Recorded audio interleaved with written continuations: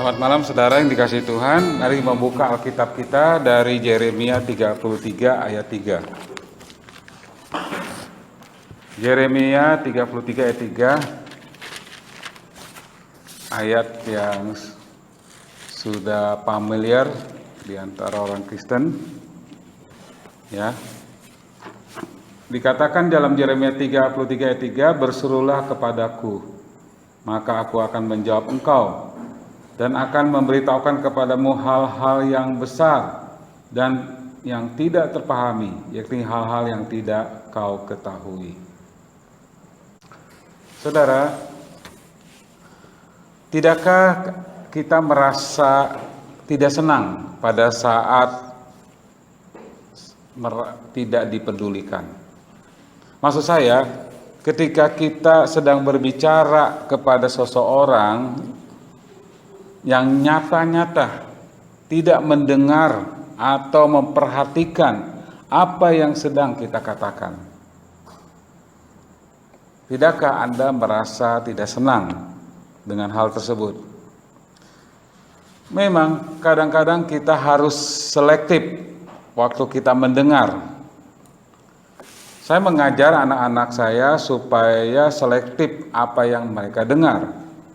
Kalau mereka tidak selektif, maka mereka bisa saja mendapat berita yang salah.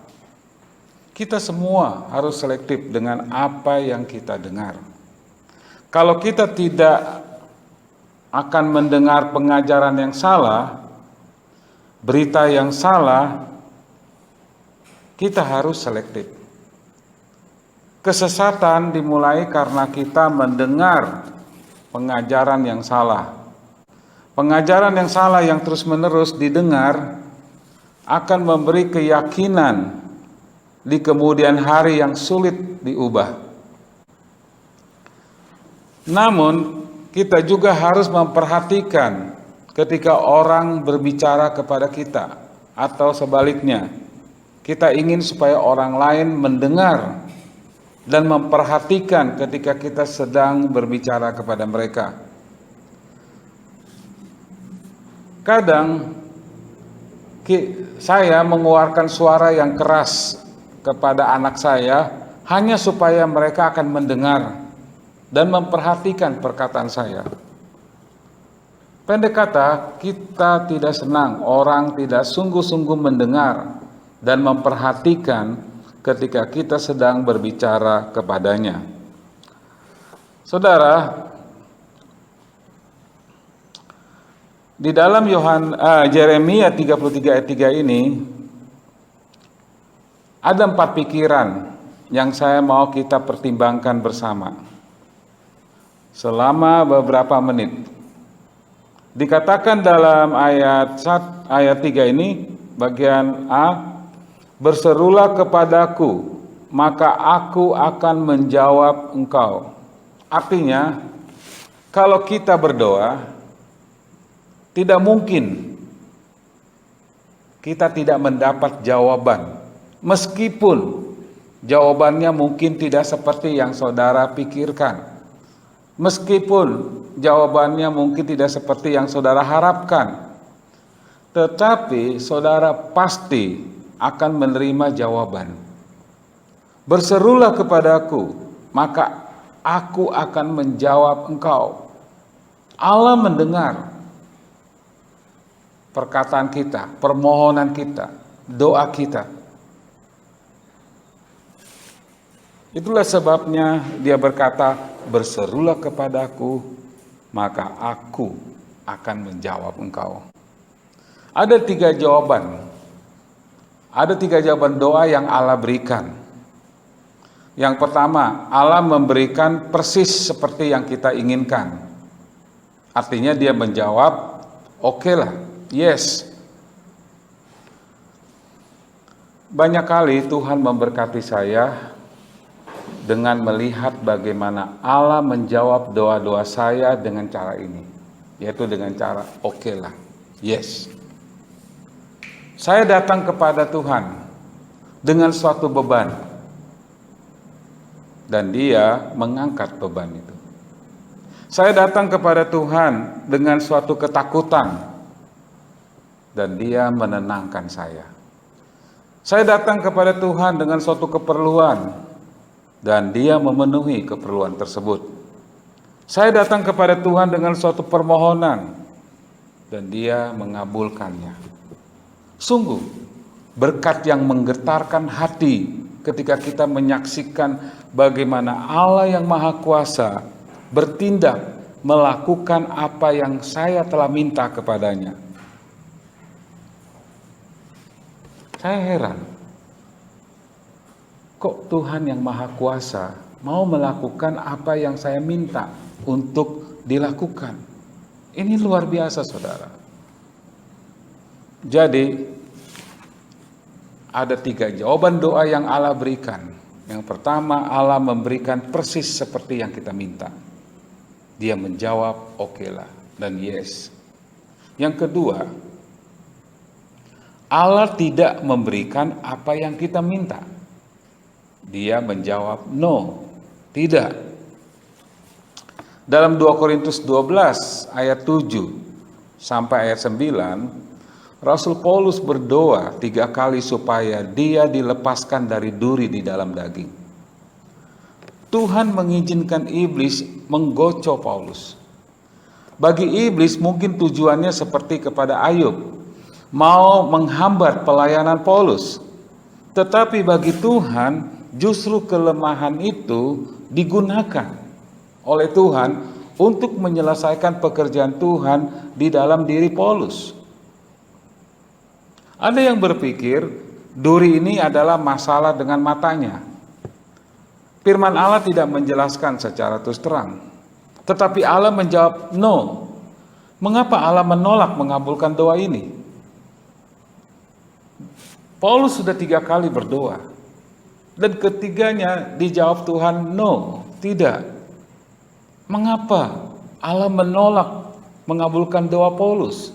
Bukankah dia seorang rasul yang hebat, yang mendedikasikan hidupnya untuk Tuhan, yang sudah menyerahkan dirinya sepenuhnya secara total kepada Tuhan, yang begitu mengasihi, mencintai pekerjaan Tuhan.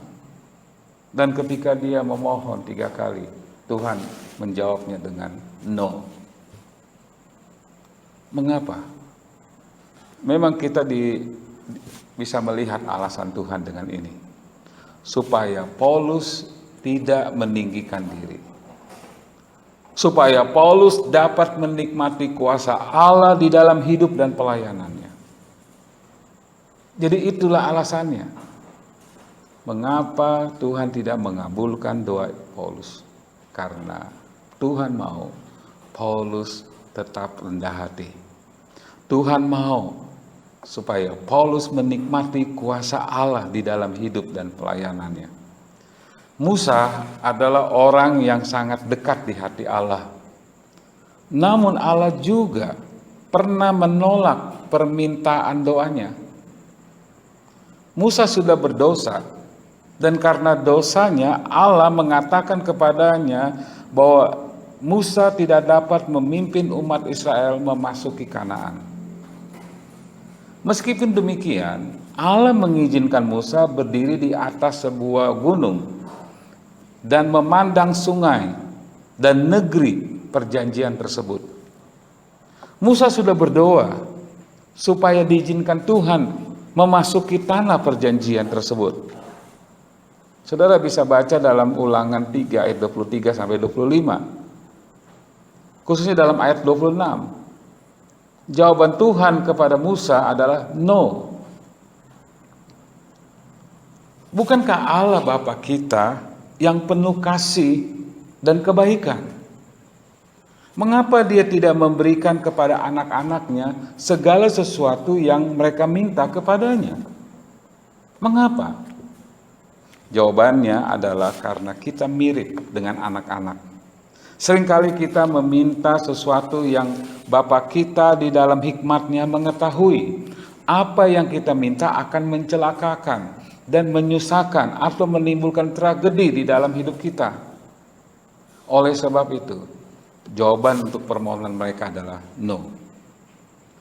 Waktu Tuhan menjawab tidak, bukan karena dia tidak mengasihi mereka. Justru sebaliknya, merupakan suatu fakta bahwa dia mengasihi mereka. Waktu Tuhan menjawab tidak, bukan karena dia tidak senang melihat mereka, waktu Tuhan menjawab tidak, bukan karena dia senang melihat kita susah, tetapi karena dia menginginkan yang terbaik dari diri kita. Seorang anak seringkali susah memahami kenyataan bahwa ketika mama dan papa mereka berkata tidak, adalah untuk kebaikannya. Sebagai anak-anak Allah, kita kadang-kadang memiliki kesukaran yang sama.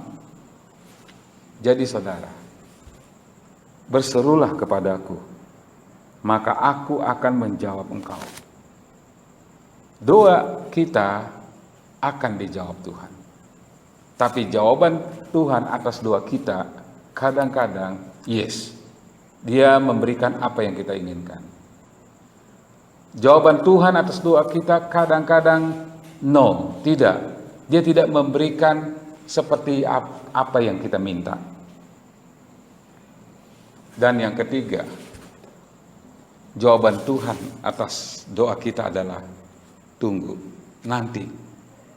Allah kadang-kadang menjawab nanti. Saya pikir kadang-kadang terlalu mudah menjawab no daripada menjawab nanti.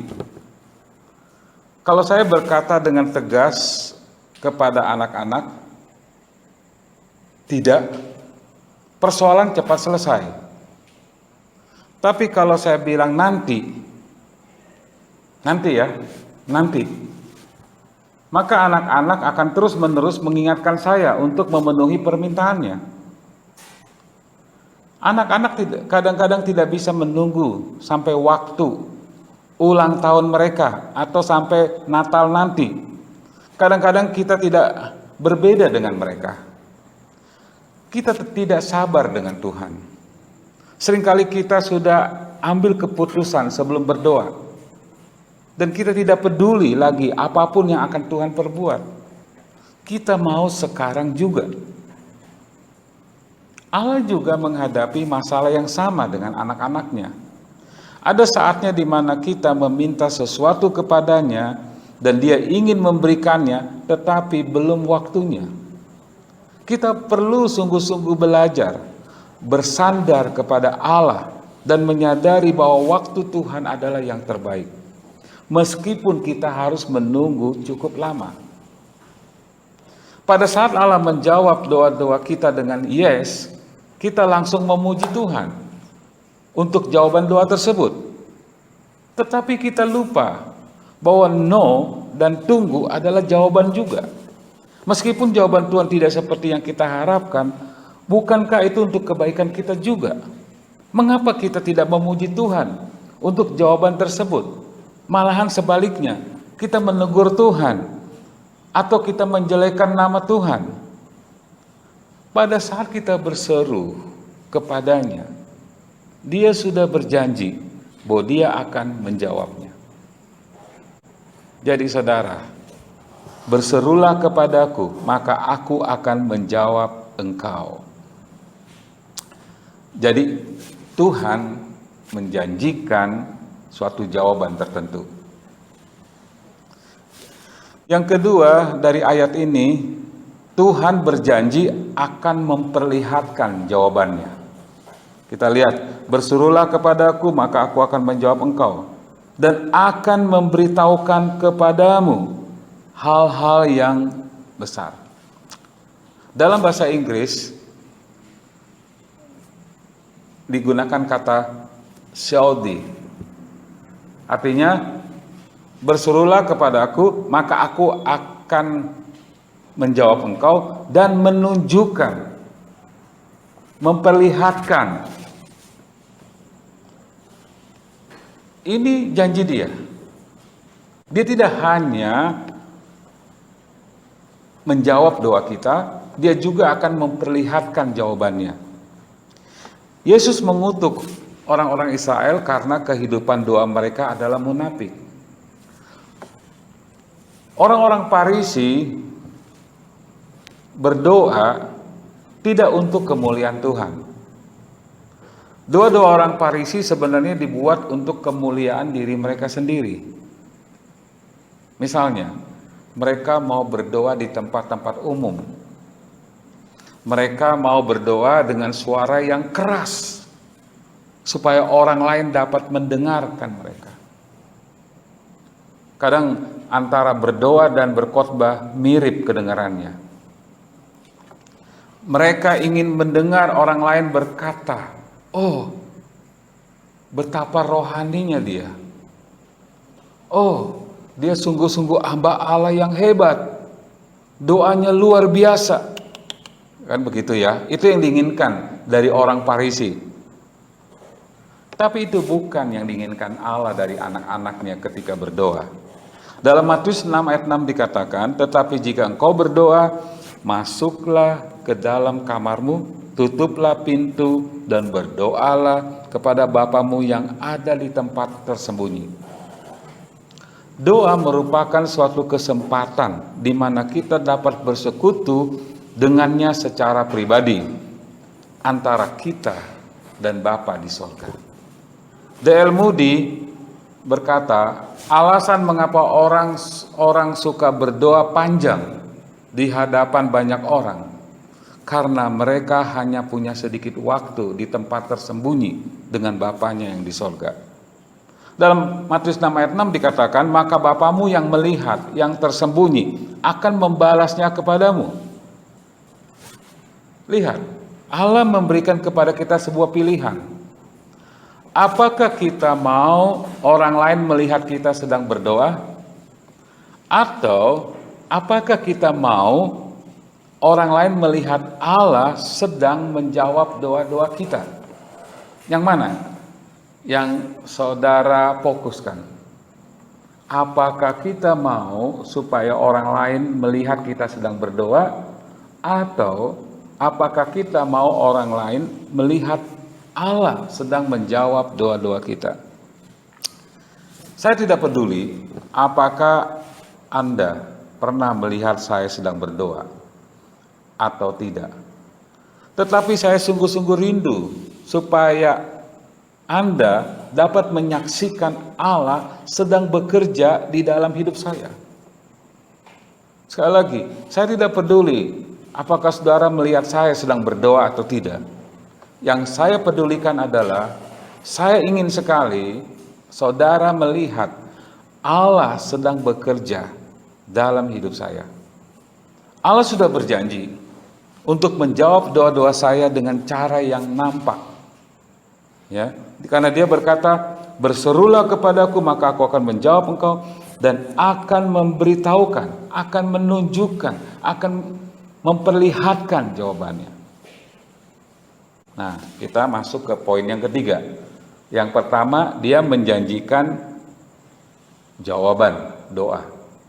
Ya, itu janji Dia. Yang kedua, Dia akan memperlihatkan jawabannya. Dan yang ketiga, Dia menjanjikan suatu jawaban yang luar biasa. Lihat dalam ayat 3 sekali lagi, "Berserulah kepada aku, maka aku akan menjawab engkau dan akan memberitahukan kepadamu hal-hal yang besar dan yang tidak terpahami." Ya. Dia akan menjawab kita suatu jawaban yang luar biasa. Maksudnya, Allah akan melakukan sesuatu yang bagi manusia adalah tidak mungkin. Banyak kali dalam kehidupan kita diperhadapkan dengan masalah-masalah yang nampaknya tidak mungkin. Tidak mungkin dapat diatasi. Tetapi dengan Allah segala sesuatu adalah mungkin. Alkitab dipenuhi dengan banyak contoh. Daniel 2 ayat 28 sampai 30, Daniel berdoa dan dimampukan Tuhan untuk mengungkapkan rahasia dari mimpi sang raja. Itu sesuatu yang tidak mungkin. Tapi berkat Allah itu jadi mungkin. Dalam Yakobus 5 ayat 17 sampai 18, Elia berdoa dan tidak turun hujan selama 3,5 tahun. Itu tidak mungkin. Tetapi bagi Allah itu jadi mungkin. Elia berdoa lagi dan hujan turun.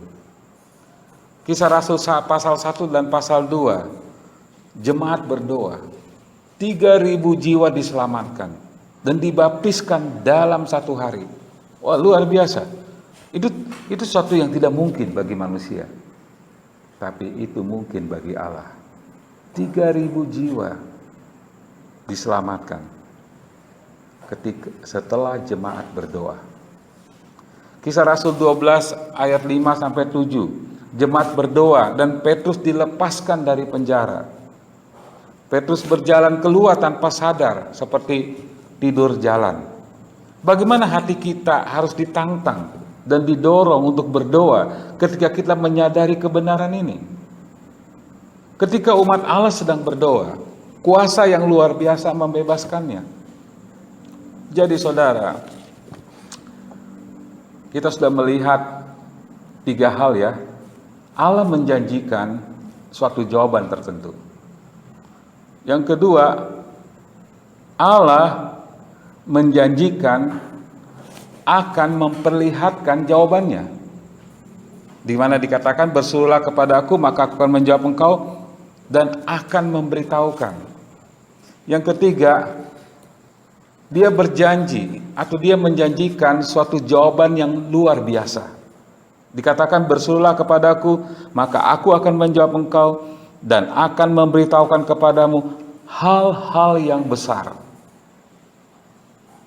Tapi ada satu lagi rupanya dari ayat ini ya, yang jangan sampai terlewat, di mana yang keempat dia berjanji suatu jawaban yang melimpah.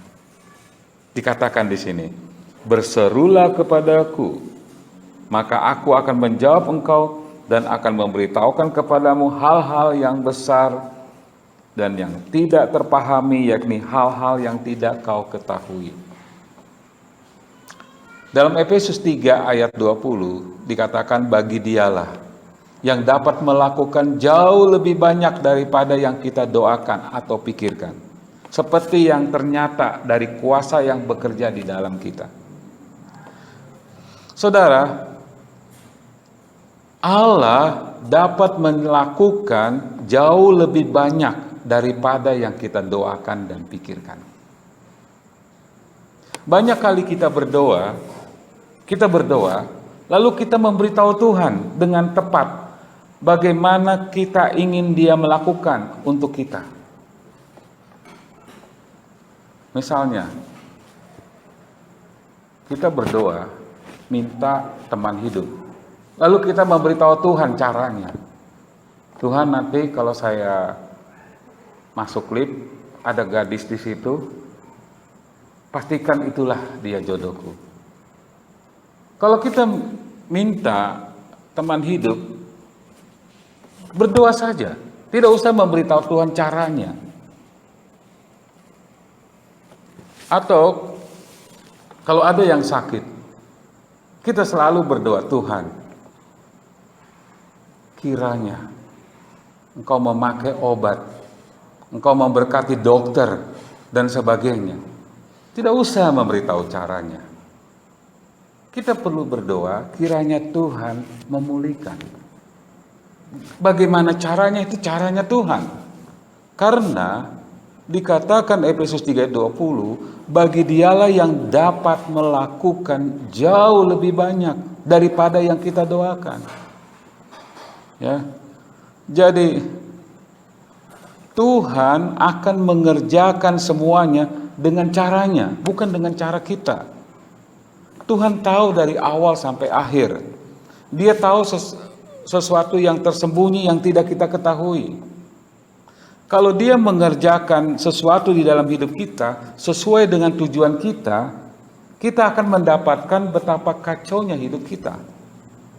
Jadi banyak kali saya berdoa dan meminta Allah melakukan sesuatu, kemudian saya sangat bersuka cita karena Dia tidak menjawab doa saya dengan cara yang seperti yang saya inginkan. Mengapa?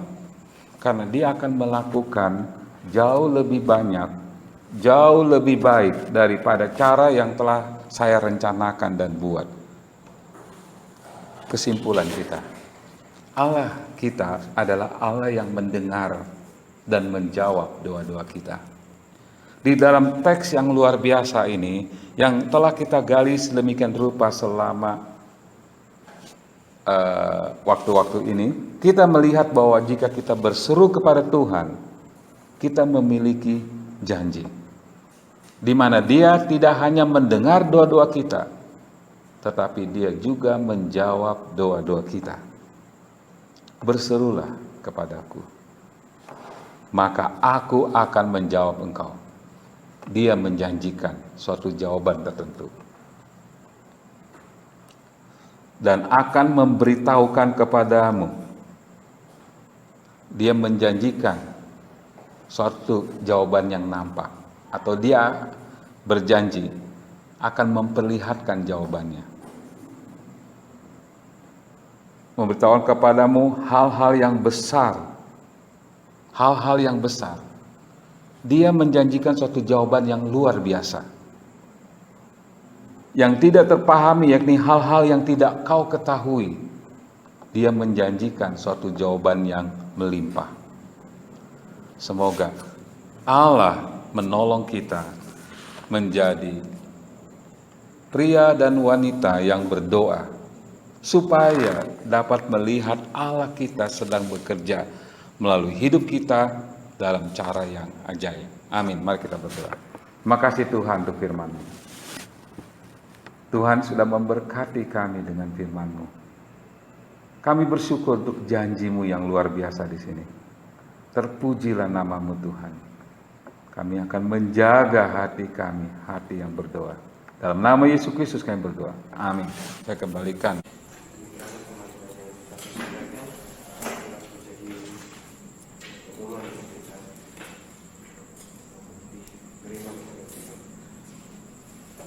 Kita akan berpujian sambil mengantar kita persembahan dari nomor 156. Tuhan menuntut hidup. 156. 1, 2, 3. Tuhan menuntun hidupku, betapa sukacitaku, kemana saja jalanku, tangan Tuhan menuntunku. Tuhan menuntun hidupku, tangannya memegang teguh, hatiku berserah penuh. Tuhan menuntun hidup. 4. Bila genaplah kerjaku, menang berkat anugerah-Mu, aku takkan menakutkan penuntunku hidup Tuhan. Tuhan menuntun hidupku, tangannya memegang teguh, hatiku berserah penuh. Tuhan menuntun hidupku. Mari kita angkat pokok doa kita.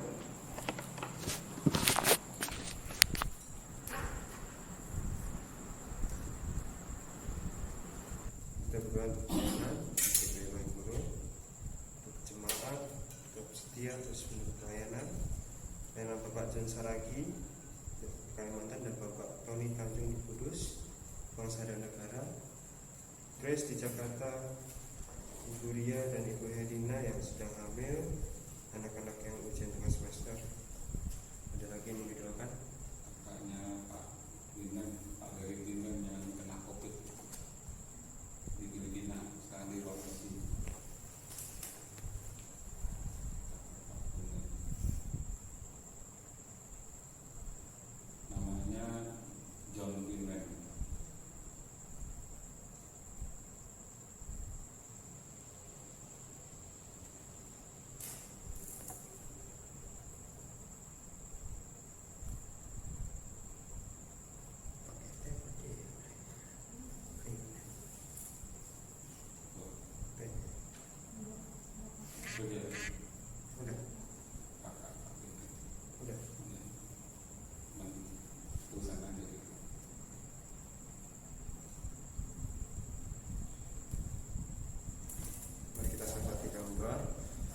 surga, kami bersyukur atas berkat-Mu. Kami telah mendengarkan sebagian firman-Mu.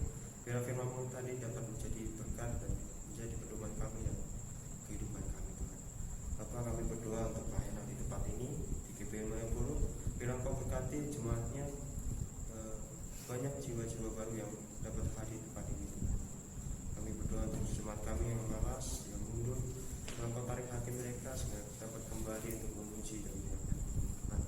Bapak yang di surga, kami berdoa untuk pelayanan Bapak John Saragi dan Bapak Tony di Kalimantan dan di Kudus. Berkatilah mereka dalam setiap pelayanannya, keluarganya, kehidupannya, agar banyak jiwa-jiwa baru yang dapat dimenangkan di sana. Bapak, kami berdoa untuk bangsa dan negara Indonesia dalam menghadapi krisis pandemi COVID-19. Semoga Engkau berkati negara ini, berikan hikmat kepada para pemimpin negara sehingga dapat menyelesaikan masalah pandemi ini. Kami berdoa untuk Grace yang di Jakarta, Engkau berkati dia di Jakarta, Engkau berikan perlindungan dengan kesehatan sehingga apapun yang dia lakukan berhasil. Kami berdoa untuk anak-anak yang sedang masih sekolah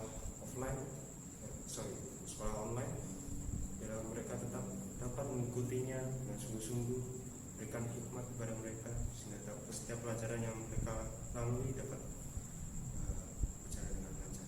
Kami berdoa juga untuk Ibu Ria dan Ibu Helena yang kami dengar dia sedang hamil. Kau berkati ibu dan janinnya sehingga dapat lahir sesuai dengan yang mereka harapkan. Kami berdoa juga untuk kakak dari Pak Winland, kami dengar sedang terkena COVID-19. Engkau berkati, berikan penghiburan kepada beliau sehingga dapat sukacita, dapat pulih kembali, dapat beraktivitas kembali seperti setiap hari. Terima kasih Tuhan.